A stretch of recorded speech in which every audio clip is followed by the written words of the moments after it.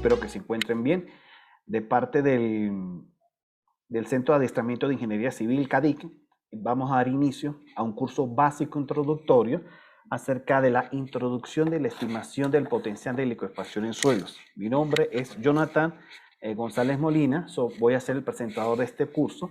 La liquefacción de suelos es un fenómeno que se puede decir que es el de gran importancia para la estimación de los riesgos geológicos para la edificación, como pueden darse cuenta en esta fotografía que ustedes pueden ver. Esa fotografía corresponde a liquefacción de suelos aluviales ocurridos durante el terremoto de Niigata de 1964, en el terremoto de Niigata, Japón, donde eso lo voy a explicar más tarde. Se van a ver varios tópicos relacionados con ese parámetro geotécnico. Empezaríamos con el contenido programático. Esta es parte de lo que vamos a ver, faltan muchas más cosas. Por ejemplo, vamos a ver primero liquefacción de suelos, las diversas definiciones. Parte 2, comportamiento de los suelos granulares, evidencias históricas. Parte 3, fenómenos inducidos por sismos. Parte 4, flujo de liquefacción. Parte 5, movilidad cíclica. 6, evaluación de riesgos por liquefacción. 7, susceptibilidad a la liquefacción. 8, efectos de la liquefacción. Faltarían dos partes que se las voy a explicar mañana, que serían los diversos ensayos de laboratorio para determinar las propiedades dinámicas de los suelos que son utilizadas para determinar este parámetro de liquefacción, tanto de laboratorio como de campo. Y por último veríamos lo que es un ejercicio práctico, con una hoja de Excel donde yo le voy a dar unos números de golpes SPT, vamos a determinar varios parámetros, vamos a corregir el número de golpes y vamos a obtener lo que es lo que se llama el factor de seguridad contra la liquefacción. Eso lo vamos a ver el día de mañana. La clase hoy va a ser más que todo teórica. La primera parte es teórica y explicar la parte por qué es la importancia de conocer este factor. Está de más decir que en el curso avanzado va a haber mucha, pero mucha práctica en hoja de cálculo de Excel. Me imagino que gran parte de los estudiantes presentes en esta capacitación ya conocen cómo es mi metodología de trabajo, que es una parte teórica, como podamos ver, y mucha práctica en base a hoja de cálculo al Excel. Bien, y está además decir de que la gente los asistentes a esta capacitación deben tener nociones de Excel que puedan manejar. No estoy pidiendo que sepan manejar macros, ni programadores, ni en MATLAB, ni en nada así por el estilo, ni en Python, solamente saber las operaciones básicas de Excel, graficar en Excel, más nada, no es nada del otro mundo. Seguimos. Hay varios factores a tomar en cuenta. Unidades de medición serán mayormente el sistema internacional. Número 2. Dudas e inquietudes se harán por mensaje privado con el instructor después de las clases o cuando él mismo lo permita de acuerdo a la dinámica del curso. Ese es mi correo electrónico. Me pueden escribir o a mi WhatsApp preferiblemente también. Espero que estén de acuerdo con eso. Mi estimado Bernie Castillo, las preguntitas es para el final de la clase. Sí, se va a trabajar con Excel, como les expliqué. Les voy a dar una hoja de cálculo de Excel, donde yo les voy a dar un número de golpes, SPT, una litología que es pura arena, y les muestro las fórmulas. Bien, espero que esté de acuerdo. Así que, mis estimados estudiantes, las preguntitas después de la clase, yo voy a dar un intervalo de tiempo para las preguntas. Ahí pueden preguntar lo que deseen, las dudas. Lo que yo les puedo sugerir para optimizar el tiempo es que van viendo las clases y con una hoja y un papel van anotando las dudas que tengan. Y me las pregunten y yo con mucho gusto se las explico. Bien, espero que estemos de acuerdo. Gracias. Seguimos con la presentación. Okay. El alumno deberá poseer nociones básicas del manejo de Microsoft Office, Excel y Word preferiblemente, uso de la plataforma Zoom, Adobe Reader, relativa experiencia en campo del mencionado ensayo de CPT, esto último opcional, y nociones de mecánica de suelos. Para un mejor desenvolvimiento y optimización del evento, por sugerencia, este curso es principalmente para estudiantes tanto de pregrado como de posgrado y egresados de las ramas de la ingeniería civil, geológica, geofísica, minas, geodésica, ambiental, así como arquitectos y geógrafos. Estos tres últimos casos con especialización y o experiencia relativa en el ramo preferiblemente, o como dicen en términos coloquiales, zapateros o zapatos. Por algo lo estoy diciendo y aclaro esta parte. Continuando.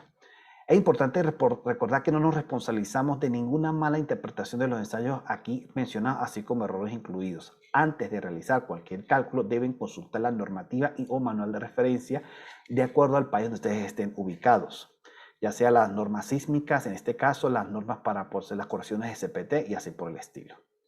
Bueno, empezaría la parte propia del curso con esta frase del inmortal Carl von Terzaghi, el padre de la mecánica de suelos, donde dice que desafortunadamente los suelos son fabricados por la naturaleza y no por el hombre.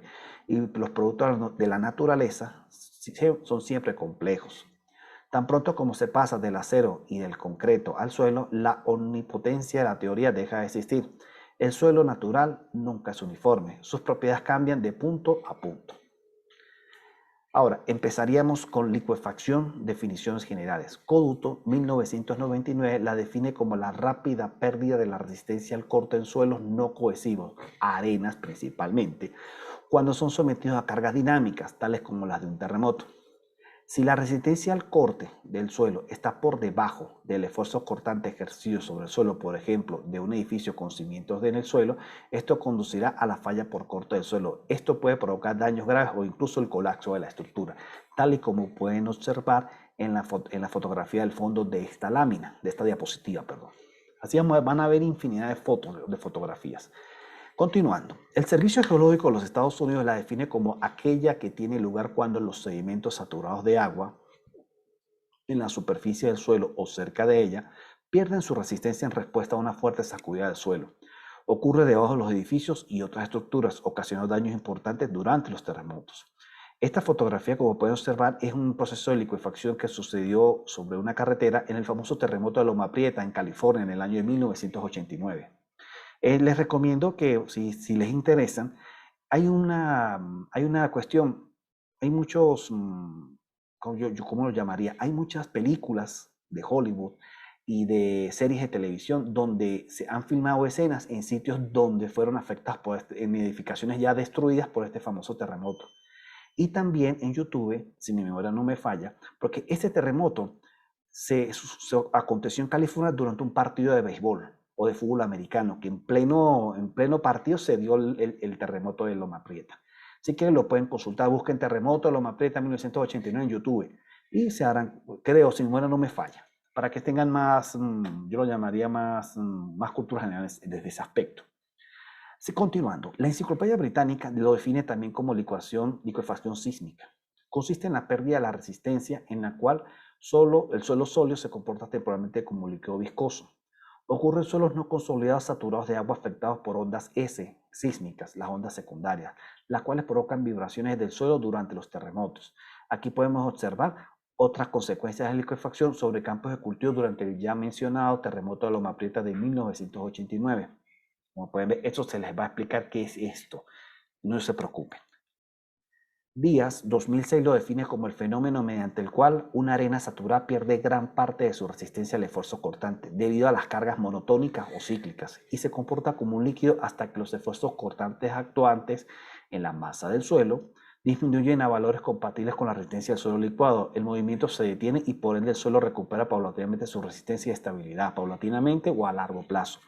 Aquí por lo menos pueden observar un diagrama esquemático en donde se denota una sección típica del subsuelo de una ciudad sobre una llanura aluvial. Como ustedes muchos saben, gran parte de las ciudades en el mundo se asientan sobre sitios planos, comúnmente sobre sedimentos cuaternarios que se conforman en arenas. Y existe el caso donde cuando hay una arena que tiene muy poco material fino, en este caso me refiero a arcillas o limo, existe la posibilidad de que pueda generar potencial de licuefacción y más si está sobre una zona con una zona de contacto entre placas tectónicas y así por el estilo. Aquí pueden observar un caso, esto es una ciudad costera, aquí están espesores de sedimentos cuaternarios, una falla activa genera el terremoto y aquí empieza el movimiento sísmico, donde empieza el movimiento de las ondas, en lo cual, y como está cerca de unos depósitos de agua y obviamente hay nivel freático y por ende se puede presentar riesgo de licuefacción. Todo depende del tipo de suelo que se les va a explicar. Hay unos criterios de acuerdo a la composición granulométrica en donde se estipula ese parámetro. Aquí por lo menos puede haber otro caso, límite entre las placas tectónicas, como los que hay aquí en la... Bueno, voy. Continuando, observen, por lo menos me imagino que muchos de ustedes, hermanos latinoamericanos, son de países como Chile, Perú, Ecuador, Colombia, México, Centroamérica. Y en cada uno de esos países se sabe que hay un contacto entre placas tectónicas y por ende, como saben muy bien, esta parte del oeste de Latinoamérica está sobre el famoso anillo del fuego del Pacífico. Y es más, que me lo confirmen muchos estudiantes que están aquí, que supongo son de Chile. Está el famoso terremoto de Chile de 1960, el terremoto de Valdivia, señores, no me falla, que además de generar una de las principales consecuencias del evento sísmico fue también la licuefacción de los suelos, que también les voy a mostrar fotografías de edificaciones afectadas por el mencionado evento sísmico. Continuando, bueno, aquí les voy a mostrar una pequeña, lo que es una pequeña demostración, simulación en laboratorio de qué es la licuación de suelos, en qué es a manera general, para empezarnos a generar una pequeña idea. Aquí pueden observar que es un pequeño recipiente con una arena que, como pueden ver, está saturada de agua, una arena limpia con un contenido de finos cálculo menor del 5%. Entonces, ¿qué es lo que hace el investigador? Entierra una pelota, creo que es de golf o de tenis de mesa, no sé exactamente. La agarra, acomoda al suelo, pueden darse cuenta. Y entonces la acomoda, entierra lo que es la bolita de tenis y coloca una pequeña masita de esas que usan en las balanzas y entonces que simula una edificación. Entonces él agarra, levanta y emula lo que es el evento sísmico y se pueden dar cuenta que se va uniformizando la muestra de suelo y a la vez se va hundiendo la masa y en paralelo se va desplazando la estructura que estaba por debajo del nivel del subsuelo. Y observen cómo aumenta la cantidad de agua. ¿Vieron cómo hace burbujas y esas cosas? Esto es una simulación a nivel micro del efecto de liquefacción del suelo. ¿Ven cómo se dieron? Entonces, así es lo que pasa. Por eso es que me gustó este video porque le estamos explicando así muy de manera coloquial para que puedan entender de primera mano en qué consiste la liquefacción de los suelos. Continuando. Esto que ustedes pueden observar, esto sucedió, esta fotografía del fondo es del terremoto de uno que hubo en las Islas Caimán. Eso es lo que llamamos en el Mar Caribe. Son unas islas que son propiedad de Inglaterra, son de colonia del Imperio Británico. Continuando, aunque el choque sísmico es la causa más conocida de la liquefacción, ciertas prácticas de construcción, incluidas las voladuras de roca y la compactación del suelo y la vibroflotación, el cual utiliza una sonda vibratoria para cambiar la estructura granular del suelo circundante, produce este fenómeno intencionalmente. Los suelos de grano fino mal drenados, como los suelos arenosos, limosos y con grava, son los más susceptibles a la liquefacción. Ahora viene lo que es el parte número 2, comportamiento de los suelos granulares. Casos típicos. El comportamiento adecuado de los suelos y las cimentaciones durante la ocurrencia de sismos es fundamental para evitar o minimizar los daños severos a toda clase de estructura. Bueno, ustedes se imaginan, hay que conocer esta parte porque eso se traduce en ahorro de recursos, de tiempo y de dinero. Ustedes se imaginan que construyen una edificación sobre una arena que se desconoce si tiene potencial de liquefacción y construyen así como si nada y el día, Dios no quiera, más adelante, de corto a mediano o a largo plazo, sucede un evento sísmico y se les viene esa estructura. Imagínense la cantidad de dinero que se pierde. ¿Ve? Y no solamente eso, sino el prestigio profesional del que dirigió esa obra. Es importante, por eso es que estos cursos son para manera de perfeccionar, de poder ser más eficientes como profesionales. Continuando.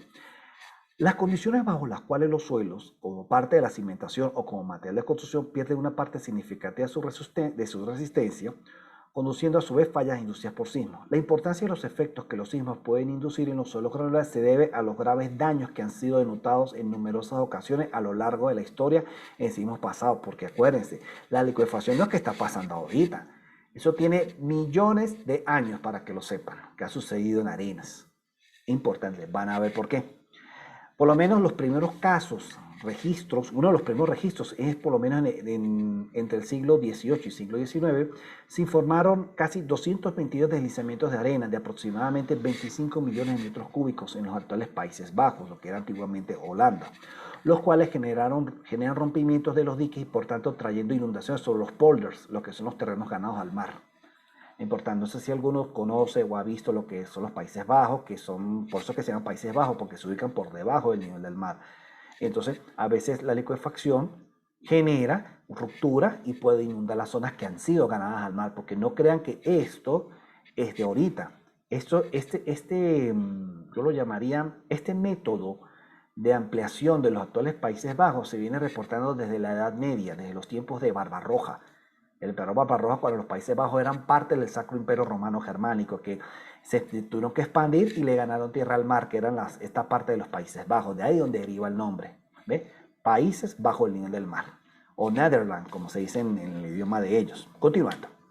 Durante el terremoto del río Coatzacoalcos de 1959, de acuerdo a Marsal 1961, se dieron desplazamientos tanto verticales como horizontales, hundimientos y por ende asentamientos de cimentación. Se reportaron desplazamientos horizontales sobre pilotes metálicos de hasta 10 metros de hondura de profundidad. Imagínense. El terremoto de Chile o de Valdivia de 1960 se generaron extensas zonas de falla. Se reportaron arrastre de la masa del suelo hacia el mar a lo largo de la costa de 600 metros, llevando consigo diversas estructuras de retención, paredes de muelles de concreto. En ese mismo sismo falló una presa debido a la licuación del suelo de la cimentación. ¿Ve? Por eso es que, imagínense, obviamente en esta época todavía no se había empezado a lo que es el estudio de la dinámica de suelos, de la liquefacción de suelos. Imagínense, construyeron la presa sobre una arena que no se tenía conocimiento de las propiedades licuables. Pasó el sismo y falló la represa. La presa está bien construida, pero el problema es donde estaba asentada. Entonces, por eso es que no solamente se debe estudiar desde el punto de vista estático los suelos, sino también dinámicos. Es importante que sepan esa parte. Continuando. Uno de los terremotos más famosos del siglo XX es el terremoto de Anchorage, el de Alaska en 1964. Se produjeron deslizamientos producto de la licuación del suelo, las cuales movieron millones de metros cúbicos de material cuaternario principalmente, y destruyendo muchas instalaciones en esa ciudad. Dichos deslizamientos generaron el segundo tsunami más devastador de la historia, ojo, del que se tenga registro. La altura de la ola máxima registrada fue de 67 metros en la ensenada de Valdez, que eso es allá en Alaska. El 40% de las casas y edificios comerciales fueron seriamente dañados debido a las fisuras que se extendían bajo las cimentaciones. Por lo menos observen aquí, esto es una fotografía de Anchorage, Alaska, donde se puede ver los asentamientos producidos por la licuación de suelos derivada del mencionado evento sísmico. Se pueden dar cuenta, miren cómo se asentaron en estos casos. Entonces, es importante empezar a partir de estos terremotos de Anchorage, o si se pueden dar cuenta, muchas investigaciones empezaron a partir de este evento, el de Anchorage y el de Niigata y el de Santiago de Chile. Empezaron ya a tomar en cuenta la dinámica de suelos. Es una rama de ingeniería geotécnica muy nueva, si comparamos con lo que es la dinámica de suelos, la mecánica de suelos convencional. Continuando. El terremoto de Niigata, Japón de 1964, generó muchos daños como consecuencia de la licuación de las arenas. Se evidenciaron asentamientos mayores a 1 metro en algunos casos, con inclinaciones reportándose casas hasta 90 grados. Observen, mire cómo quedaron los edificios. Y las personas se podían parar encima de las paredes. Observen el nivel de devastación que causó la licuación de suelo derivada de eventos sísmicos. Observen cómo aquí están las personas caminando, mira, sacando sus cosas de sus apartamentos. ¿Vieron? Terrible. Imagínense como si esto fuese una cajita de Lego y se inclinó.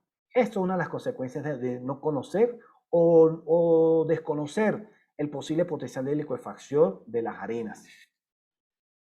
Adicionalmente, se notaron brotes de aguas subterráneas por las grietas y el ascenso a la superficie de sus estructuras subterráneas. ¿Se acuerdan? Estructuras subterráneas como les mostré el ejercicio con la pelotita de ping-pong. Bueno, igual. Y observen, aquí se ve a mayor escala esos edificios afectados por el terremoto de Niigata de 1964.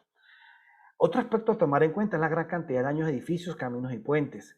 2.310 edificaciones en total. Observen, este es el mismo puente sobre el sitio de Niigata, como fue afectado por la licuación de los suelos. Adicionalmente, no solamente genera asentamientos, también deslizamientos de producto de la licuación. Como por ejemplo el terremoto de Caracas de 1967, se evidenciaron en varios sectores deslizamientos producidos por efecto de licuefacción de los suelos, afectando gran parte del centro occidente de esa localidad capitalina, lo que es conocido como el sector de los Palos Grandes principalmente. Continuando. Cuando la licuefacción toma lugar en suelos arenosos, acontece un arreglo del esqueleto del suelo, resultando en la modificación de la estructura interna prior al evento sísmico. En algunas ocasiones, volcanes de arena en los estratos granulares no cohesivos afectados por la licuefacción pueden ser denotados después de un terremoto, siendo de por sí la más confiable evidencia de campo de licuefacción del suelo. Esto es un volcán de arena, como pueden observar. Emerge como si fuesen los volcanes de lava, pero emerge arena, arena con agua muchísimo. Observen que este es un modelo diagramático de la formación de los volcanes de arena, que en inglés se le conoce sand bodies. Pueden observar que aquí está la superficie, esta fue la arenas licuables, y esto es un material que no es licuable, que principalmente, esto es un ejemplo explicativo.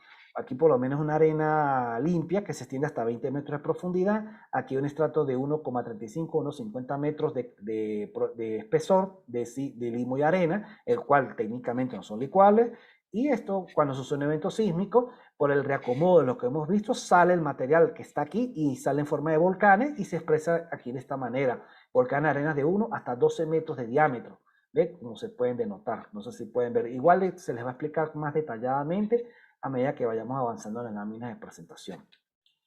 Por lo menos, como se comentó anteriormente, los volcanes de arena es la evidencia número 1 en campo para decir el suelo presenta el potencial de licuefacción. Ya, sí o sí. Ahí ya no hay necesidad de hacer estudios. No, tú lo ves en el suelo y dices, no, mira, aquí no se puede construir, aquí hay licuación de suelos por esto. Y ya, eso comúnmente es lo que sucede. Entonces, gracias a eso se derivó una disciplina auxiliar para entender el fenómeno de la licuefacción, que es la paleosismología, el cual permite identificar y datar esas estructuras geológicas y luego poder estimar de manera cualitativa por medio de registros históricos si un suelo de un determinado lugar es licuable o no. Como por ejemplo, estos son volcanes de arena, como pueden denotar, aquí pueden observar, del terremoto de Corintio en Grecia, aconteció en el año de 1861. Como pueden observar, fíjense, imagínense, ya desde esa época existían ya registros más que todo empíricos del potencial de licuación de los suelos.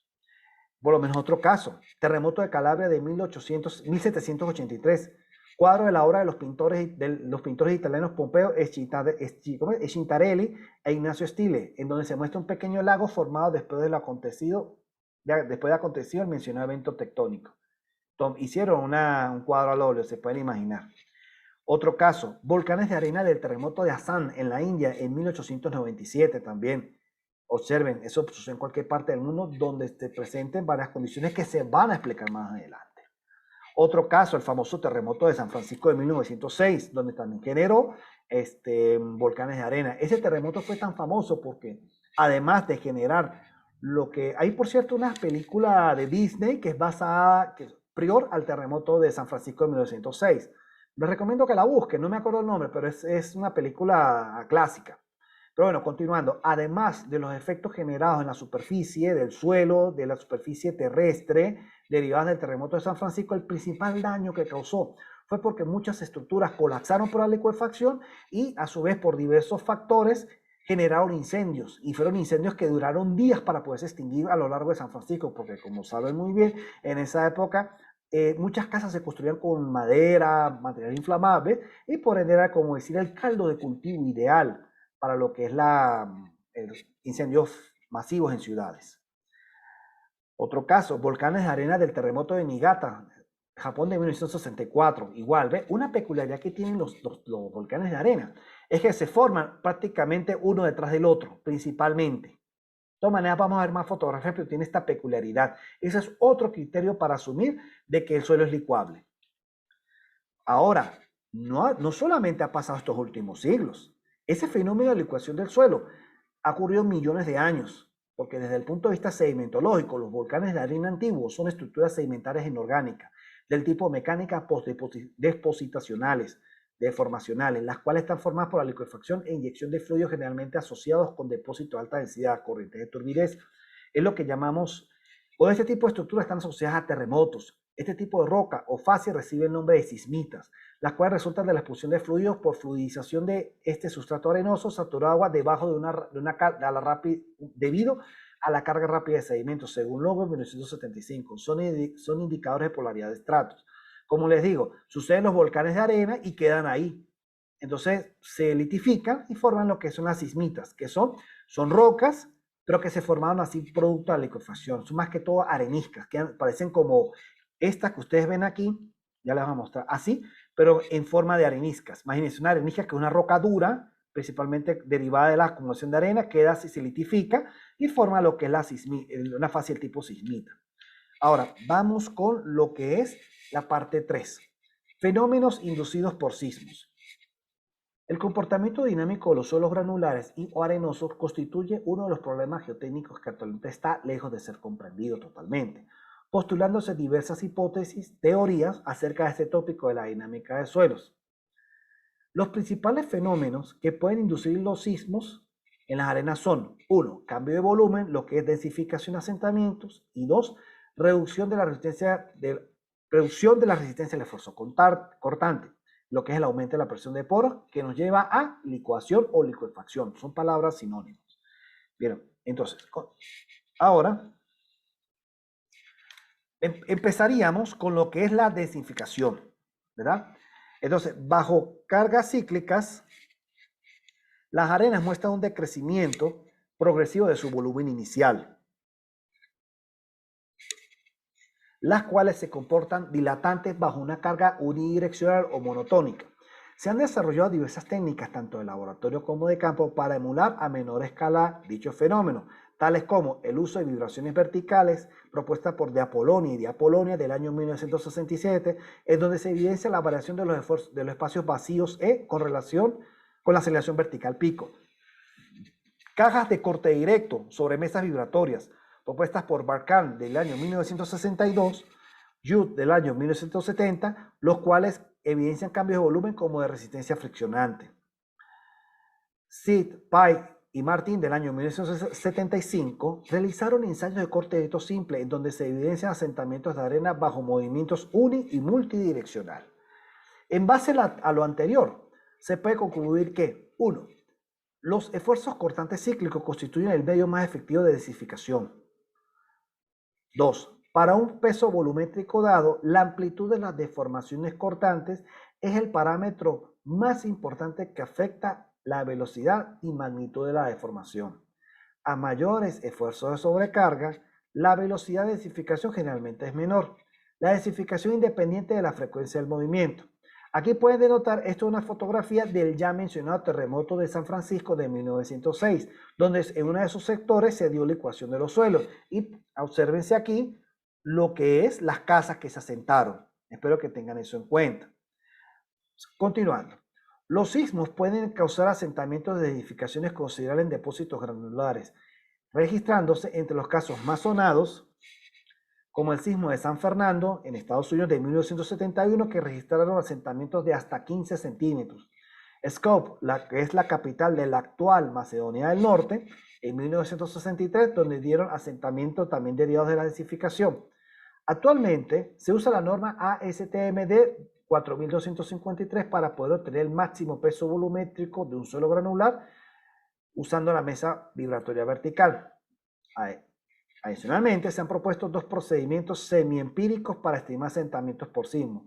Por lo menos el propuesto por Sid y Silver del año 1972, asentamiento en arenas secas; Pike, 1974, asentamiento en arenas secas también; y Lee y Albaiza para arenas saturadas.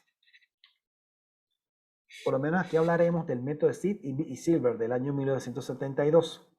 Entonces, dicho método es recomendado para la estimación del asentamiento de un estrato de arena debido a una carga sísmica, el cual tiene los diferentes pasos. 1. Calcular la historia de las deformaciones cortantes en varias capas del estrato en estudio, usando el método de análisis dinámico lineal. O sea, esto no lo vamos a hacer, si lo estoy explicando a manera de cultura general. Paso número 2. Convertir el mencionado historial de deformaciones cortantes de cada capa a un número equivalente de ciclos de deformación de amplitud constante. Paso número 3. Aplicar el número de ciclos de deformación, el determinar el numeral 2 a muestras de arena ensayadas bajo condiciones de corte directo simple, y así poder obtener las deformaciones volumétricas y por ende las verticales resultantes. Paso número 4. Se repite el paso número 3 para cada estrato y luego sumar todas las deformaciones verticales, obteniendo así el asentamiento total. Ahora viene pérdida de resistencia de suelos granulares, lo que es la licuación de arenas. Dicho fenómeno es uno de los efectos más costosos y espectaculares que pueden encontrar dentro de la ingeniería sísmica. Hasta la fecha existen múltiples interpretaciones y o discrepancias con respecto a este fenómeno sísmico. Aquí pueden denotar una fotografía tomada durante el famoso terremoto de Ciudad de México de 1985, donde se puede ver una licuación ocurrida en estratos arenosos, o se pueden dar cuenta lo que se asentó esta edificación, como pueden darse producto de la licuefacción. SIP 1966 menciona el término licuación inicial, el cual es la condición de una muestra de arena en donde la presión de poros inducida por la aplicación de una carga cíclica alcanza el valor de presión de confinamiento. Adicionalmente, se denota el término de licuación total, que consiste en la condición correspondiente para que la arena alcance una amplitud de deformación del 20%. No obstante, el mismo autor, Casagrande, en el año de 1976, define licuación real como la respuesta de una muestra de arena suelta y saturada cuando es sometida a deformaciones que dan como resultado una pérdida sustancial de la resistencia y, en casos extremos, a flujos de taludes. Siguiendo con lo anterior, el mencionado autor define como licuación cíclica la respuesta de un espécimen dilatante de arenas cuando es ensayada en cámara triaxial cíclica y la presión de poros se eleva de forma incremental hasta igualar la presión de confinamiento. Bueno, aquí pueden observar una fotografía, esta es en Estados Unidos, de una carretera, un pequeño camino que fue afectada por por fenómenos de licuación de las arenas. Licuefacción cíclica, cyclic liquefaction. Ocurre en el caso de que un plano del terreno sea horizontal y no se aplique en carga. Una evidencia típica morfológica se da en la formación de volcanes, de los ya mencionados volcanes de arena. Se pueden dar cuenta, ahora esta es la vista aérea de unos volcanes de arena. ¿Ve cómo son? Parecen volcanes de lava como los que ustedes han visto en las películas, pero es de arena. Ahí sale lo que es más que todo arena ligada con agua principalmente. O sea, sale como un fluido así, ¿ve?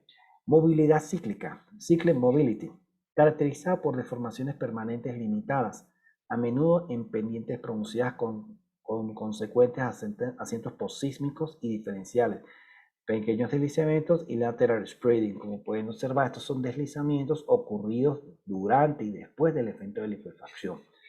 En condiciones normales no presenta problemas de inestabilidad, pero cuando esa es una arena limpia, en el cual presenta varios parámetros que se van a aplicar dentro de poco, varios criterios, y no se toma en cuenta, entonces a la hora de un evento sísmico se presentan estos detalles en los cuales se traducen daños desde el punto de vista material, no humano, gracias a Dios, pero también material y ambiental. ¿Ve cómo hasta afectan la vegetación? Mire cómo se observan cómo están estos pinos doblados en comparación a los que están en el fondo, que están rectos como deben ser. Clasificación según Robertson y Fear del año de 1996. Liquefacción tipo flujo o fluidificación, flow liquefaction. Ocurre en terremotos con pendientes superiores a 3 grados. Los esfuerzos de corte estático subiendo superiores a resistencia residual del terreno. Activan rápidos movimientos del suelo licuado en grandes cantidades. Los daños en los edificios son devastadores. Observen, aquí pueden denotar una autopista que sufrió esa liquefacción durante el terremoto de Kobe de 1995. Ablandamiento cíclico, cyclic softening, se da cuando las deformaciones se detienen en el momento en que se agotan los esfuerzos de corte externos aplicados, dividiéndose a su vez en dos casos, como lo que es factores que influyen en la ocurrencia de liquefacción. Como se mencionado anteriormente, dicho fenómeno es causado por el desarrollo de grandes presiones de agua que ocupan los poros del suelo. Son inducidas cuando se aplican masas de suelo, esfuerzos de formaciones cortantes en condiciones tales que no permite su disipación inmediata, volumen constante. Aquí hay una fotografía de que hasta las vías del tren no se salvan de los problemas derivados de la liquefacción de suelos. O sea, la liquefacción de suelos no discrimina, eso en resumidas cuentas. Entonces, los diversos factores que influyen, tenemos el caso A, tipo de suelo. Los sedimentos uniformemente gradados son los más susceptibles a sufrir liquefacción, siendo las arenas finas las más propensas que sus contrapartes arcillosas o gravas. Durante el terremoto de Alaska de 1964, Ross y colaboradores, 1969, menciona que los puentes cimentados sobre arena sufrieron grandes desplazamientos, mientras que los construidos sobre gravas no tuvieron daños. Hablando de construcciones sobre grava, es importante resaltar que una de las medidas... Ya, un momentico. Ah, no, está bien. Ajá, bien. ¿Me escuchan? Ajá. Como ustedes, no sé si ustedes han escuchado la técnica de, esto es un pequeño paréntesis, que va dentro del curso avanzado, que son medidas de mejoramiento del suelo. ¿Por qué? Porque la grava técnicamente no presenta potencial de liquefacción y esa propiedad que poseen las gravas es muy utilizado para las famosas columnas de piedra o stone columns, que eso es una medida para poder mejorar un suelo que sea propenso a liquefacción, que edifica sobre columnas de piedra, que son más que todo columnas de grava, una especie de, entre comillas, de pilotes de grava, pero que no llevan concreto, sino son gravas que son compactadas a grandes densidades y que luego después se asientan las estructuras sobre esas columnas de piedra. Entonces, por eso es que actualmente esa es una práctica que se está utilizando, lo que es la column stone. Es el método de Haynes de 1995, el más famoso para determinar eso. Bueno, continuando, lo que les estaba diciendo, ¿ve? Los que están sobre arenas sufrieron grandes desplazamientos, en cambio los que sobre grava no sufrieron daños. ¿Ve? Aquí por lo menos pueden observar curvas granulométricas de suelo portamizado en los que la liquefacción es más probable, como la que está por lo menos aquí.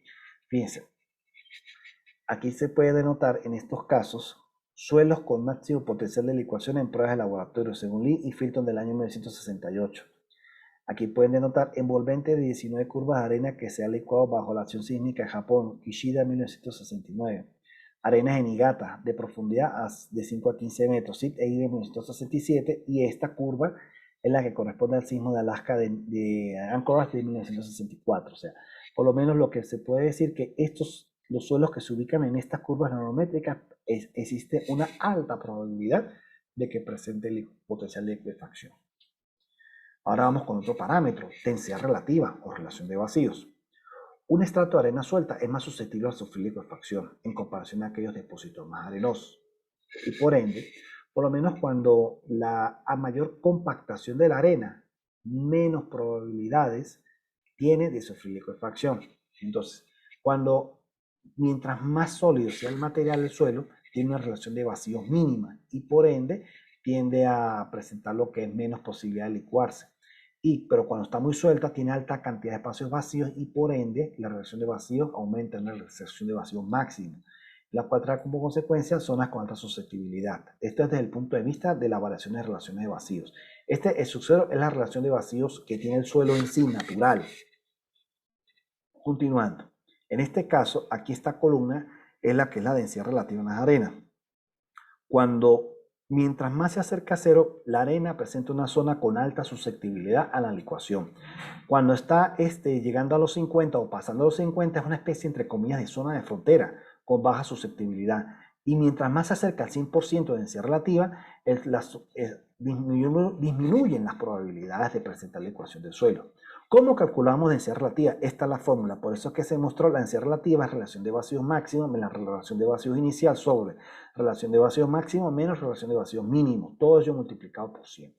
De todas maneras, para que lo sepan, como se les explicó en la hoja de cálculo de Excel, van a tener una parte donde yo les voy a poner las diferentes correlaciones para determinar la densidad relativa en arenas en base al número de golpes SPT. Para que vean esa parte, yo propongo varios autores y luego después sacamos un promedio y trabajamos con el promedio, sino que lo certifiquen varios de mis alumnos que supongo están haciendo este curso que yo trabajo de esa manera, presento varios autores y luego después saco promedio y trabajamos con el promedio. Seguimos. Aquí por lo menos esta es la relación de vacíos, vaga la relación entre la relación de vacíos y el tamaño del grano promedio, propuesto por Kubrinowski e Ichihara en 1999. Se pueden dar cuenta aquí, como pueden, esta es la relación existente. ¿Vieron? Para la liquefacción. Seguimos. Vamos con el tercer aspecto o aspecto C, esfuerzo confinante inicial. La susceptibilidad a la liquefacción disminuye al aumentar el esfuerzo confinante. Simulaciones de laboratorio han evidenciado que para una relación de vacío inicial que se llama E sub 0, el esfuerzo cortante requerido para comenzar la liquefacción bajo condiciones de carga repetida se incrementa con el aumento de la presión de confinamiento. Entonces, por lo menos, aquí pueden ver, mientras mientras más profunda esté la muestra de arena, el estrato de arena, que entre comillas es potencialmente licuable, cuando sucede un sismo, es poco probable de que presente liquefacción, porque está confinada lateralmente. Es como un ejemplo el caso, no sé si ustedes han ido a las playas o a lo que es en el mar, que también les voy a explicar esa parte de los esfuerzos de confinamiento, para que les voy a explicar porque eso lo vamos a ver en la parte práctica. Como se pueden dar cuenta, mientras más profunda la muestra, o por lo menos ustedes están en una piscina o en el mar, se sumergen, mientras más traten de llegar más fondo, ustedes les empieza a oler la cabeza, los oídos. ¿Por qué? Porque tienen más carga de agua encima de ustedes. Así pasa igual con el suelo. Se confina más el suelo y por ende no le da oportunidad de presentar liquefacción a la hora de un evento sísmico. D. Magnitud de esfuerzo. Cualquier depósito con una relación de vacíos mayor que su relación de vacíos mínimo es susceptible a sufrir pérdida parcial o total de su resistencia, si la excitación es de intensidad suficiente. Sid e Idris, 1971, mencionan que evidencias de campo demuestran en depósitos de arena suelta resistencia a sismos de poca intensidad, con una aceleración máxima de 0,005 por veces la gravedad, licuándose ante la acción sísmica intensa, como en el caso de una relación de vacío máximo, una aceleración máxima horizontal de 0,16 gravedad. Entonces, según otros investigadores, cuando la aceleración máxima horizontal es menor a 0,09 G, el suelo se considera no licuable. Ya un momentico. Me esperan 10 segundos, por favor.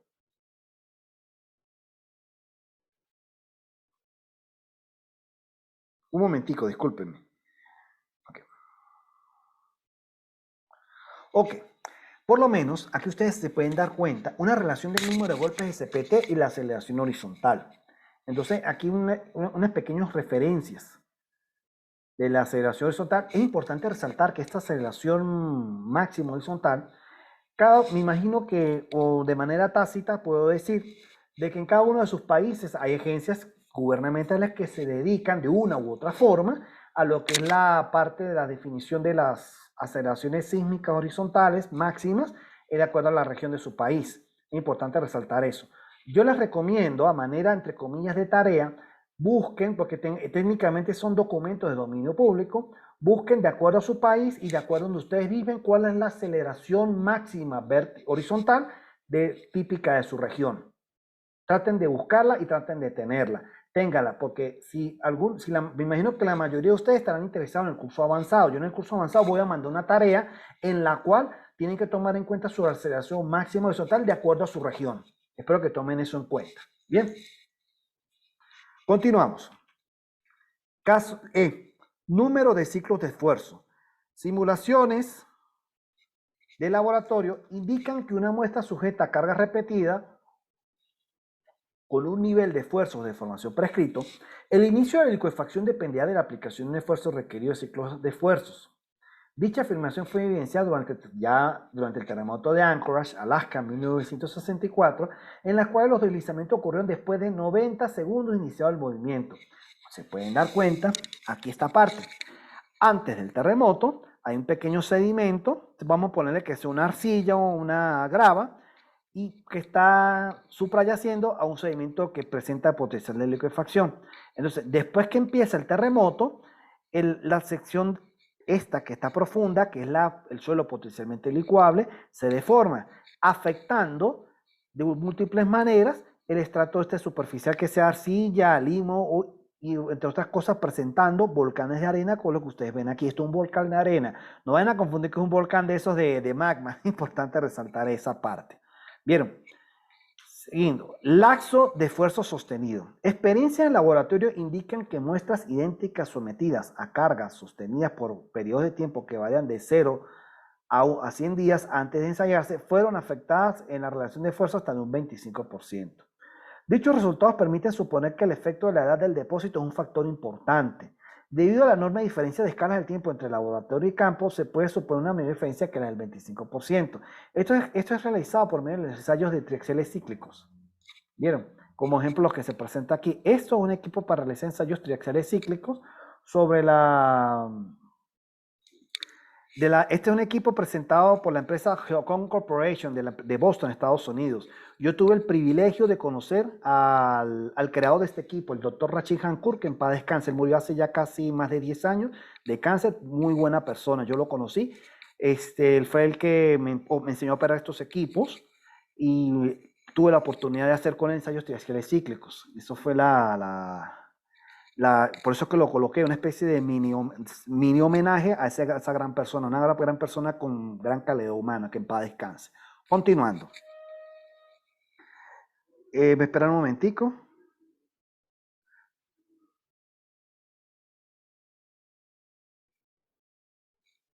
Un momentico, por favor.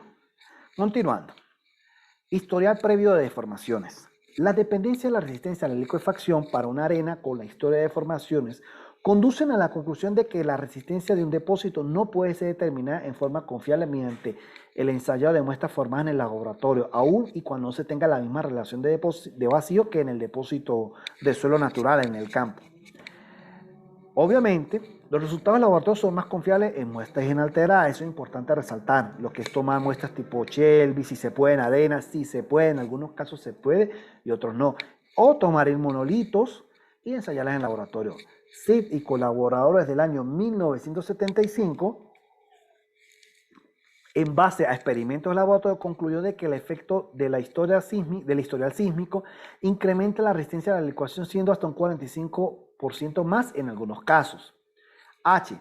Presencia de suelos jóvenes, lo que llamamos el espectro geológico. Abarca tópicos relacionados tales como la forma de la partícula, cercanía o lejanía de litorales, etc.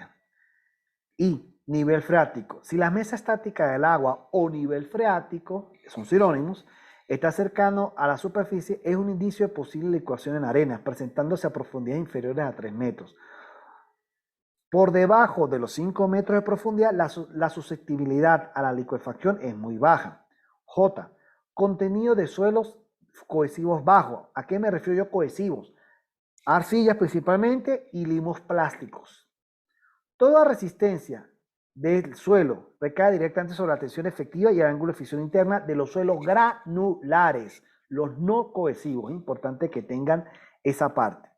Continuando, cercanías a fallas activas de importancia. No solo aplica con fallas geológicas, incluye también fuentes sísmicas artificiales, mecanismos de vibraciones inducidas, tales como equipos vibratorios, paso intensivo de vehículos sobre puentes, sobre suelos licuables, explosiones, etc. Aplica con sismos de magnitud igual o superior a 5,5 y con aceleraciones superiores o iguales a 0,2 G. Aquí pueden darse cuenta, este pequeño perfil me gustó. Aquí hay una pequeña falla tectónica a la hora de un evento sísmico y afecta principalmente lo que es los depósitos cuaternarios. Se pueden dar cuenta, ¿ven? Aquí se amplifica, que eso se va a ver más adelante, que consiste esta parte de la amplificación. ¿Vieron?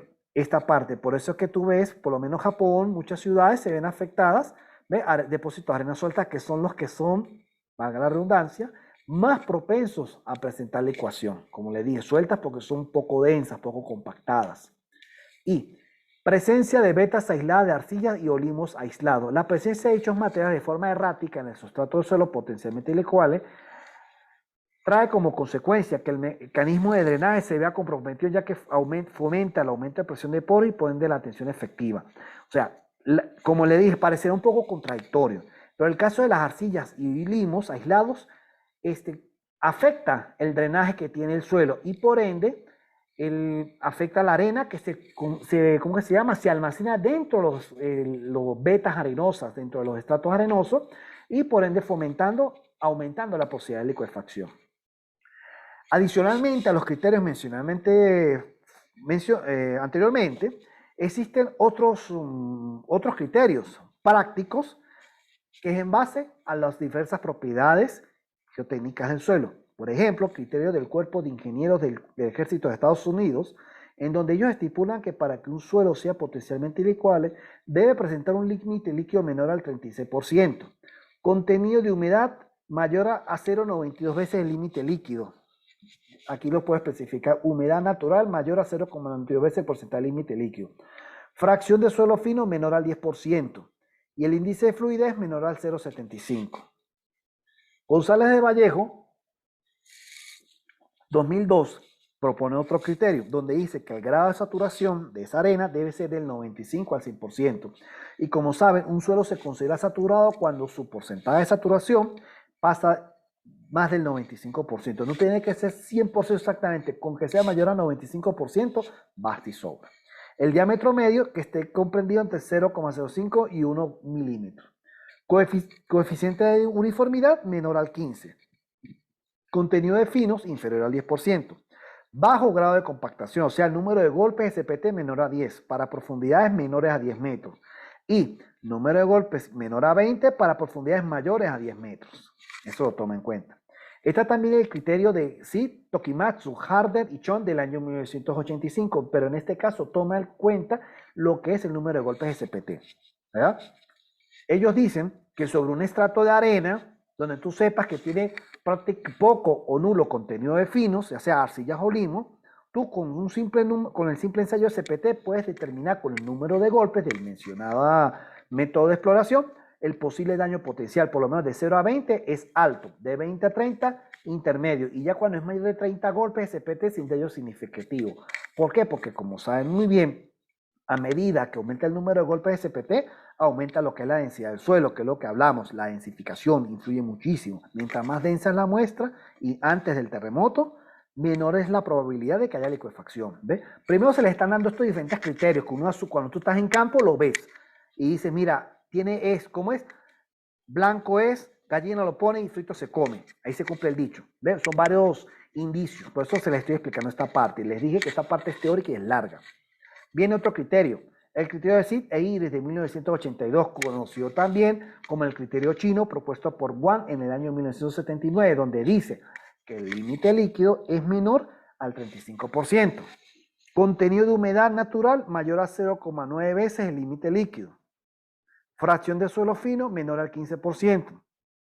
Índice de fluidez menor al 0,75. Aquí, por lo menos pueden ver una pequeña tablita donde ustedes tienen el contenido de humedad natural versus el límite líquido. Entonces, de acuerdo a cómo se ubique la coordenada, si el suelo es seguro o presenta potencial de licuefacción. Eso es lo importante que tienen que tomar en cuenta. También está el método propuesto por Sid y colaboradores del año 2003, un poco más reciente, donde concatena lo que es lo que yo llamo la carta de plasticidad de Casagrande con las posibles propiedades de licuefacción. Se pueden dar cuenta que en el eje de las X tenemos el límite líquido y en el eje de las Y tenemos el índice de plástico. Entonces, este criterio es aplicable para suelos donde la fracción del contenido de fino es mayor al 20% si el índice de plástico es menor. Disculpen. Aquí, bien, perfecto. Quería mencionarles esta parte.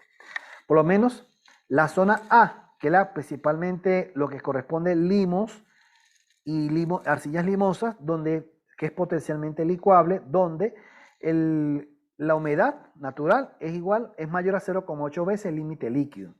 Y la zona B presenta licuación, sí y solo sí, cuando la humedad natural es mayor a 0,85 veces el límite líquido. Cuando la muestra se ubica aquí, que ustedes le hacen el ensayo de límites de consistencia, y es una arena, presenta poco contenido fino, que comúnmente se ubica aquí, presenta un posible potencial de licuefacción. Espero que tengan eso en cuenta. Seguimos. Flujo de licuefacción. Kramer, 1996, lo define como uno de los más dramáticos efectos de todos los fenómenos relacionados con la licuefacción, el cual puede ocurrir cuando los esfuerzos de corte requieran un equilibrio estático de la masa del suelo o esfuerzo de corte estático es mayor que el esfuerzo de corte del suelo en estado licuado. Los esfuerzos cíclicos pueden simplemente llevar el suelo a un estado inestable, en donde su resistencia disminuya lo suficiente como para permitir que la tensión estática produzca una falla de flujo. Ahí se pueden dar cuenta, es un pequeño depósito de sedimentos cuaternarios de origen aluvial, donde pueden ver que un estrato de grava, un estrato de arena, una arena gravosa, un estrato de arena y sobre un pequeño, yo lo llamaría un basamento local de arena gravosa. Entonces, fíjense aquí, aquí la capa de arena es la que presenta licuación. Cuando hubo el evento sísmico, generó este deslizamiento de talude. Entonces, llevó no solamente la arena, sino la grava que estaba en contacto suprayacente con esta arena. Se pueden dar cuenta, ¿ve? Y fíjense, licuó la arena y se llevó la grava que está encima, ¿ve? Este es el escarpe de falla, el flujo y ya la sedimentación, ya está el material mezclado. Y esto que ustedes ven aquí no solamente ocurrió por el efecto antrópico o por la mano del hombre, También ha pasado a lo largo de los siglos. Hay muchos sedimentos cuaternarios que se formaron producto de la licuefacción de deslizamientos derivados de licuefacción de un evento sísmico.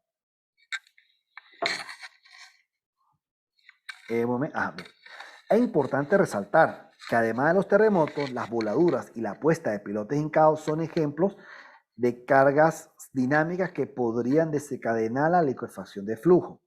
Una vez desencadenada, la resistencia de un suelo susceptible a la licuefacción por flujo ya no es suficiente para soportar tensiones estáticas que actúan sobre el suelo antes de la perturbación. Aquí pueden ver, aquí en la izquierda, es un perfil de suelo donde se aplica un pilote. Tenemos agua, suelo licuable y tenemos un pequeño pilote que es de prácticamente 9 metros por encima de la interfaz de agua-sedimento. Luego viene 10 metros de material licuable. Un pilote de diámetro 0,61 centímetros. ¿Ve? Aquí sometido a hincado. Y luego durante la licuefacción, ya sea sísmica o por el hincado, aquí se puede dar cuenta que el suelo licuable, el espesor aumenta hasta casi 20 metros, producto de ese movimiento sísmico. ¿Vieron? Aquí varía, ¿vieron? Varía bastante. Continuando. Movilidad cíclica. La movilidad cíclica es un fenómeno de licuefacción derivado de carga cíclica. Ocurre en depósitos de suelo con esfuerzos cortantes estáticos inferiores a la resistencia del suelo. Las deformaciones debidas a la movilidad cíclica se desarrollan incrementalmente debido a los esfuerzos estáticos y dinámicos que existen durante un terremoto. ¿Se acuerdan lo que yo les hablé de los famosos volcanes de barro, de arena, perdón? Bueno, aquí ustedes se pueden dar cuenta en el fondo en la fotografía que está al fondo de esta diapositiva, un ejemplo de volcanes de arena derivados de la licuefacción. Y lo que yo les vengo mencionando, otra característica o condición sine qua non para decir que el suelo presenta potencial de licuefacción es que además de los volcanes de arena, también dichos volcanes de arena se forman de manera en forma de fila, uno detrás del otro. Es importante que tengan eso en cuenta. Claro, se pueden presentar de manera, en casos aislados, claro que sí, esparcidos por varias partes, pero siempre hay unos que se presentan así uno detrás del otro. Tengan eso en cuenta, es muy importante. Dentro de la movilidad cíclica existe el fenómeno de propagación lateral, el cual puede ocurrir en pendientes suaves y terrenos planos cerca de ríos y lagos. Obsérvate la fotografía derecha tomada después de ocurrido el terremoto de Guatemala en 1976, el cual provocó una gran expansión lateral a lo largo del río Motagua, generándose grietas paralelas al río, como pueden darse cuenta. Grietas paralelas al río Motagua derivadas de la propagación lateral como consecuencia del terremoto de Guatemala en 1976. Observen aquí las grietas que iban prácticamente y se generan deslizamiento durante la licuefacción. Esta es otra consecuencia de licuefacción de suelo. Seguimos. Es de hacer notar que en superficies llanas, la alta presión intersticial generada por la licuefacción puede generar que el agua intersticial fluya rápidamente hacia la superficie del suelo, trayendo como consecuencia la formación de los ya mencionados volcanes de arena o sand boils. Observen, aquí se ve uno bien bonito, bien, yo lo llamaría bien detallado, como es un volcán de arena. Parece un volcán, o sea, un volcán de esos de lava, pero visto como desde un avión. Aquí se ve perfectamente. ¿Vieron? Siguiendo con lo anterior, este tipo de flujo puede ocurrir tanto durante como después de un terremoto. Si el agua intersticial que fluye sube lo suficientemente rápido, puede transportar partículas de arena a través de grietas hasta la superficie, donde se depositan en forma de volcán de arena o furúnculos de arena. Aquí se pueden dar cuenta, vista lateral y aérea de los volcanes de arena, sand boils. ¿Ve? Observen, aquí está lateral y la vista aérea, ¿vieron? Observen lo que es la escala comparativa, un bolígrafo. Obviamente, no es una condición de manera acto de fe de que presentan determinado diámetro, no, varían las dimensiones, varían muchísimo, pero bueno, eso es lo que les quiero mostrar esta parte. 6. Evaluación de riesgos por licuefacción. Los flujos de licuefacción y la movilidad cíclica pueden producir daños en un lugar particular y una completa evaluación de riesgos de licuefacción requiere que el potencial debe de ser dirigido. Cuando son denotados estos problemas en el campo, como les expliqué en la anterior lámina, que hay unas pequeñas evidencias de campo para tú poder determinar si eso es licuable o no. Acuérdense, que si por lo menos los volcanes de arena y así por el estilo. Historial aquí se les va a mostrar otros criterios que deben tomar en cuenta antes de iniciar el análisis por licuefacción.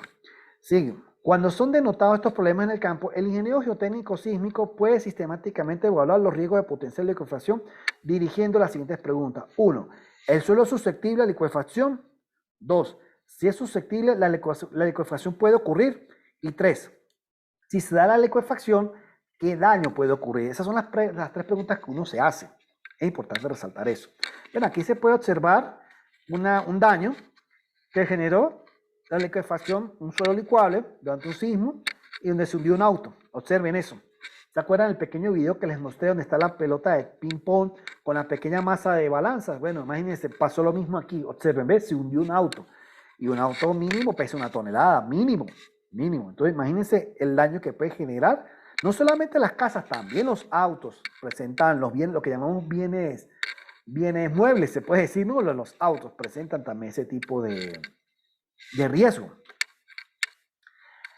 De acuerdo a las 3 preguntas que se aclaran aquí, si la primera pregunta es no, la evaluación de riesgos por licuefacción puede ser terminada con la conclusión de que no existe ese riesgo en la zona que está sometida al estudio. No obstante, si la respuesta es afirmativa, la segunda pregunta, que en este caso sería que si es susceptible la licuación puede ocurrir, debe ser respondida y así hasta la tercera incógnita. Si en los 3 casos es sí, existe riesgo de licuefacción. Siguiendo con lo anterior, al afirmarse riesgo de licuación en el sitio de estudio, se debe ya sea abandonar el lugar o aplicar diversas medidas de corrección como vibroflotación, compactación dinámica, columnas de piedra, pilotes de compactación, etc. Que estas técnicas se les va a mencionar en lo que es el curso avanzado. Se les va a hablar de eso a detalle, qué consiste cada técnica. Estoy evaluando hasta usar hoja de cálculo para usar lo que es la parte de, por lo menos columna de piedra. Yo trabajo esta parte. Podemos trabajar esa cuestión. Continuando. Esas preguntas pertenecen a los 3 aspectos más críticos de la evaluación de riesgos por licuefacción, las cuales deben ser considerados y comprendidos, las cuales son susceptibilidad, iniciación y efectos. Pero empezaríamos. Susceptibilidad a la licuefacción. El primer paso para la evaluación de riesgos por licuefacción es usualmente el estudio de susceptibilidad del mismo. Ahí nos presentamos 2 casos. Si el suelo no es susceptible a dicho fenómeno, el riesgo por licuación no existe, dando por finalizado dicho estudio en el sector bajo análisis. Caso contrario, sin embargo, el inicio de licuación debe de tomarse en cuenta ciertos criterios de susceptibilidad, los cuales son distintos a los flujos de licuefacción y movilidad cíclica. Siguiendo con lo anterior, dichos criterios adicionales son históricos, geológicos, composicionales y de estado. Empezaríamos con los criterios históricos, que es uno de los más fáciles, es un criterio del punto de vista cualitativo, ¿verdad? Entonces, ¿en qué consiste? Las observaciones de terremotos anteriores en la zona, posibles terremotos anteriores, proporcionan una cantidad de información sobre la susceptibilidad a la licuefacción de suelos, de ciertos tipos de suelos y sitios. Por lógica, los suelos que se han licuado en el pasado pueden volver a licuarse en futuros terremotos. Eso sí o sí pasa. Si ustedes tienen un ejemplo que se dio licuefacción en X terreno en el año 1915, téngalo por seguro que si vuelve a temblar y se va a presentar licuación, escríbalo, ¿verdad? Continuando. Si se están edificando instalaciones sobre suelos susceptibles a licuefacción, se debe investigar si en el pasado aconteció dicho fenómeno. Por ejemplo, el uso de mapas de potencial de licuación del sitio, que eso está muy de moda, lo que son mapas de zonificación de riesgos por licuefacción, y también está de más decir consultar a las agencias gubernamentales de su país donde están ubicados para que den más información. Obvio, es importante resaltar que lamentablemente en América Latina existe la alta probabilidad de que los servicios sismológicos que se dedican a la parte sismológica en su determinado país no sean de una calidad, yo lo llamo, no despectivo, sino una calidad mejorable. Entonces tengan eso en cuenta muchísimo. ¿Ve? Entonces aquí por lo menos se pueden dar un caso de un pequeño, de un mapa de susceptibilidad a la licuefacción, donde se pueden dar cuenta que por lo menos el color de color rojo son muy alta probabilidad de licuefacción. Estos colores alto, moderado y bajo, ¿vieron? Y aquí este color prácticamente es nulo, es porque es roca. Pero entonces, pues, eso está muy de moda, buscar mapas de zonas si existe el riesgo de asentamiento por licuefacción. Eso es muy importante. Yo creo que esto para mí es lo primero que se debe buscar, sin saber si la zona ha pasado, obviamente, expuestos sismos, y si tiene sismos, sufre la ecuación. Importante eso. Criterio adicional número 2, los criterios geológicos. El ambiente geológico que generó el depósito de suelo tiene una fuerte influencia en su susceptibilidad a la licuefacción.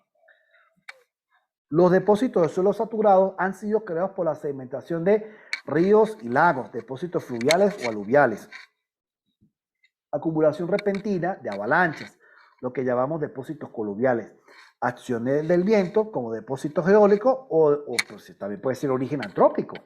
Puede ser, son origen antrópico, son suelos de relleno que han depositado en X sitio donde no han tenido compactación debida, no han tenido, en la cual tiene una relación de vacío muy alta. Eso genera cuando tú no compactas, y cuando no tienes relación de vacío muy alta, tienes una baja densidad, y cuando están sometidos a lluvia, pueden presentar, entre comillas, un nuevo nivel freático. Entonces es el caldo de cultivo perfecto para posible licuación cuando el suelo donde se asiente ese material de origen antrópico sufra un sismo. Existe alta probabilidad de ello. O sea, me imagino que se han dado casos. Aquí por lo menos se pueden dar cuenta que esto es una pequeña fotografía donde se pueden denotar sedimentos de origen aluvial que son propensos a licuefacción. Estos procesos clasifican las partículas en tamaño de granos uniformes y las depositan en estado suelto, que tiende a densificarse cuando es sacudido por terremotos. La tendencia a la densificación conduce a un aumento de la presión de agua intersticial y una disminución de su resistencia. Observen otra vez, aquí por lo menos tenemos donde está un suelo entre comillas estable, tenemos el macizo rocoso, lo que es el basamento, roca, tenemos suelo, lo que es el suelo no licuable en teoría. Se construyen dos edificaciones, normal, donde no se tiene conocimiento de que el suelo es licuable. Entonces, son granos pobremente empaquetados y se mantiene, y donde el suelo que se mantiene por el friccionamiento interno. ¿Cómo se llama? Los espacios, ¿cómo se llama? Los espacios de los poros son rellenados con agua, como se pueden dar cuenta. Entonces, cuando sucede el evento sísmico, puede causar que las estructuras se caigan. ¿Por qué? Porque fíjate, lo que llama la sacudida del sismo desestabiliza el suelo por el incremento del espacio entre granos. Ve, comparen aquí estos dos casos. Con la estructura suelta, el suelo fluye igual como un líquido. ¿Vieron? Por eso es que fluye de esa manera. Los edificios y todos los tipos de estructuras tienden a declinar, como pasa aquí. Bien, es importante que entiendan esta parte. Criterios de composición. El tipo de suelo influye también en la susceptibilidad de licuefacción. Los suelos arcillosos, particularmente suelos sensitivos o quick clays, pueden exhibir un comportamiento de ablandamiento por deformación similar al del suelo licuado, pero no se licúa de la misma manera que sus contrapartes no cohesivas, o sea, sus contrapartes arenosas, granulares. ¿Ve? Entonces, hay todavía una pequeña discrepancia que algunos dicen que las arcillas sensitivas o quick clays se puede considerar suelo licuable. Se puede, desde un aspecto sí, por otro no. ¿Ve? Es importante. Una arcilla licuable es esta, que cuando tú tienes, esta es la muestra de arcilla, llegan y pues eso lo puedo explicar también en un apartado, lo puedo explicar ahorita si terminamos la clase, que es una arcilla rápida, que es una quick clay o arcilla sensitiva o arcilla rápida. Yo les explicaría qué consiste eso para que sepan qué es este tipo de arcillas. No obstante, los suelos compuestos por partículas que tienen aproximadamente el mismo tamaño, o sea, lo que son arenas o arenas pobremente gradadas, son más susceptibles a la licuefacción que los suelos con una amplia gama de tamaño de partículas, que llamamos bien gradadas. En un suelo con partículas de tamaños diferentes, las partículas pequeñas tienden a llenar los vacíos entre las partículas más grandes, lo que reduce la tendencia a la densificación y el desarrollo de presión intersticial cuando se agita. Ejemplo, observe esto aquí. ¿Vieron? Por lo menos Esto corresponde a una arena pobremente gradada. Pobremente gradada significa que casi todos los granos presentan un mismo diámetro, un mismo tamaño. Cuando es pobremente gradada o mal gradada, tiene granitos de arena de diferentes tamaños, siempre y cuando sean mayores que la arcilla y de mineralogía correspondiente a arena, cuarzo, feldespato, plagioclasa, etc. Entonces ellos se meten, esos granitos más chiquitos se meten aquí y por ende no permiten que el agua entre y trayendo como consecuencia positiva se puede decir que el suelo disminuye su posibilidad de presentar liquefacción. Bien, seguimos. Los diversos procesos geológicos producen partículas redondeadas. La fricción entre partículas angulares es mayor que entre las partículas redondeadas, por lo que un depósito de suelo con partículas angulares normalmente es más fuerte y menos susceptible a la liquefacción. Observen, esto es una arena, una vista microscópica, una arena cuarcítica, donde se puede notar que lo que llamamos la angularidad de sus granos, observen, presentan puntas, esquinas, eso se llama angularidad. Esta presenta gran resistencia, por eso es que muchas partes usan arena angulosa, ya sea no solamente para edificaciones, también lo usan para, pues, este tipo de arena es excelente para fundaciones, para trabajar, para todo tipo de construcciones. No obstante, por lo menos los granos redondeados, como pueden ver aquí, observen sus aristas que son más suavizadas, presentan alta probabilidad de potencial de liquefacción. ¿Vieron? Ya se están viendo diversos parámetros tanto cualitativos como cuantitativos, que nos ayuda a definir lo que es la parte de la susceptibilidad a la liquefacción. Criterios de estado. Hay muchos factores que se pueden incorporar en el estado del depósito del suelo. A presión de confinamiento constante, la resistencia a la liquefacción aumenta con la densidad relativa. Caso contrario, a una densidad relativa constante, la resistencia a la liquefacción aumenta con el incremento de la presión de confinamiento. Varias investigaciones han demostrado que la tensión estática de corte persistente en un depósito de suelo es crítica para la susceptibilidad del suelo a la liquefacción estática. En resumidas cuentas, cuanto mayores sean los esfuerzos cortantes iniciales, mayor será el potencial de liquefacción y se necesitará una menor perturbación para licuar el suelo. Limos no plásticos, ojo, limos no plásticos, o sea, limos NP, importante, han demostrado un pequeño potencial de liquefacción, tal y como lo propone Ichihara en tanto en los años 1984 como 1985. Limos gravosos también tienden a presentar liquefacción, como el caso de Ichihara de 1993. Caso contrario, técnicamente las arcillas no presentan potencial de liquefacción, a pesar de que las arcillas sensitivas presentan un comportamiento muy parecido a licuarse. Ahorita les voy a mostrar qué consisten las arcillas sensitivas. Como se ha mencionado en anteriores tópicos, existen diversos criterios técnicos para evaluar la sensibilidad a la liquefacción de los suelos que ya se explicó en anteriores diapositivas. Tenemos el criterio del Cuerpo de Ingenieros del Ejército de los Estados Unidos, el US Army. Tenemos el criterio chino, también el criterio de Sid Tokimatsu Hardation del año 1989, el criterio de González de Vallejo del año 2002 y el criterio propuesto por Sid y colaboradores del año 2003, que como ustedes saben ya se explicó en las anteriores diapositivas.